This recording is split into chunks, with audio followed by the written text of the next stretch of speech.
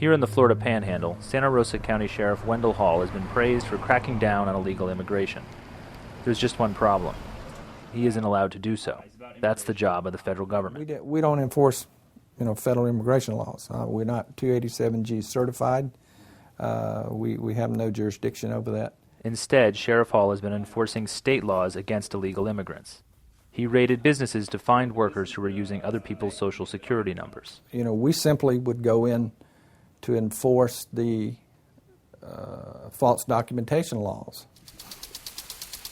One of the first targets was Panhandle Growers, a nursery in Allentown, Florida, between Pensacola and the Alabama border. They said they had a complaint.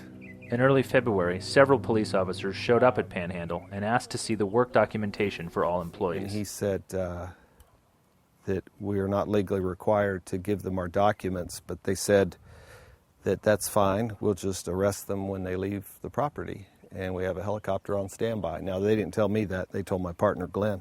The sheriff's department took away 13 Panhandle employees. All of them were Hispanic. 2 days later, officers went to a local Mexican restaurant, La Hacienda. Geronimo Barragan and his wife Gia opened the restaurant in 1998 and a second outpost in 2005. The local police are regulars here, and the community loves the good food, affordable prices, and family atmosphere. But in early February, Sheriff Hall raided both restaurants. Actually, I was going to pick up my daughter from the school. And then what happened? Someone called you, or?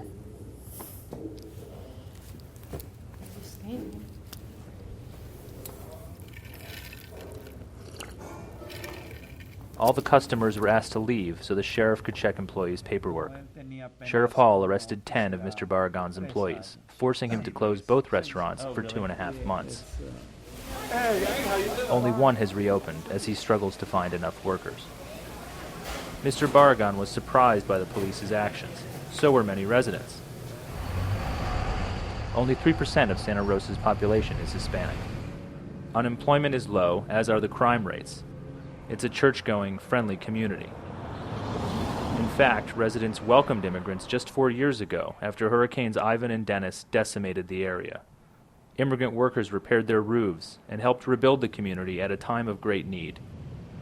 Yet over the past few months, with the economy slumping and Congress still grappling with immigration, residents have begun to complain. They claim that local Hispanics have failed to assimilate. Many say they've become especially frustrated after seeing Mexican immigrants at construction sites. They weren't the normal guy from Milton and the local good old boys doing the framework and that type of thing. It's also an election year, and residents like Mr. Buckles admire the sheriff's actions and think it will help him win. Sheriff Hall got the idea from Bay County. The sheriff down in Bay County, he would get a bunch of squad cars and go to a construction site, and he would chase the people that ran. And of course they came down and said, "Oh, you're discriminating." He says, "We have every right in the world to chase people that run." So. It was a controversial move. Courts have held that running is not enough justification for an arrest, which is why Bay County now avoids doing it. They told us how they were doing it, which is exactly the same way that we did it. It stood up in court because you're enforcing a state law. You're not dealing with immigration laws. We said going in, we're not. This is strictly a documentation check. We go and we didn't chase anybody. We never chased anybody. We had a lot of people run, but we didn't chase them. They ran out the door right here, and I saw them bring back like 3 women. But 3 employees here at Emerald Coast Interiors told a different story. They had them caught on the front. Not only did the police chase Hispanic employees who ran, they didn't check any other employees' documentation. And at the Red Barn restaurant down the road, the owners say that the police left after seeing no Hispanics working in the kitchen. In all, 27 illegal immigrants were arrested. All of them were Hispanic. 2 months later, the impact is still visible. Erica Barragan's husband speaks English and calls his son by an American name, but he does not have papers entitling him to work here, so he will soon be forced to return to Mexico.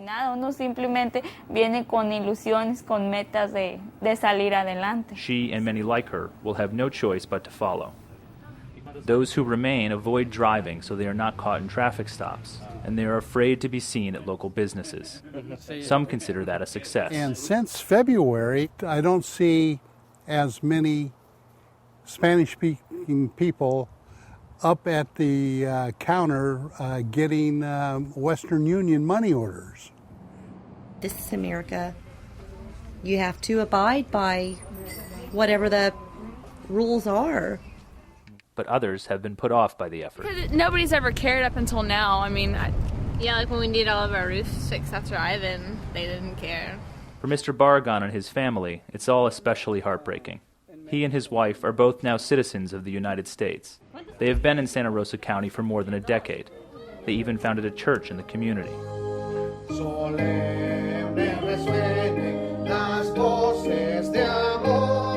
But the church has lost almost half of its members since February's crackdown. Oremos por mi esposo también, que está trabajando muy duro. Para mí no fue tanto como mi esposo dijo el ganar dinero, ¿verdad? Sino amamos la gente aquí. No los culpo porque leyes son leyes, solamente fue duro. His workers paid Social Security and income taxes. Although he had suspected that some were using false documents, he said he didn't know for sure. Now he's dealing with the consequences. He still hasn't found enough workers to replace the ones he lost. And most of his new hires have only 6-month work visas. He feels hurt, not just by the sheriff or his former employees, but also by his adopted country. I love this country, the people. This is like a promised land, like God says. Mm-hmm. Mm-hmm. The Barragans are trying to put the raids behind them.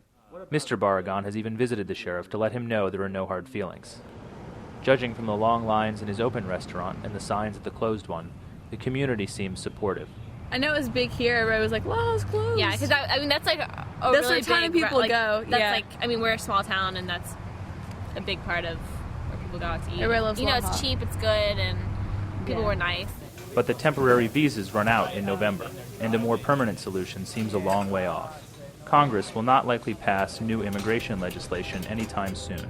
In the meantime, people like Sheriff Hall will remain in charge.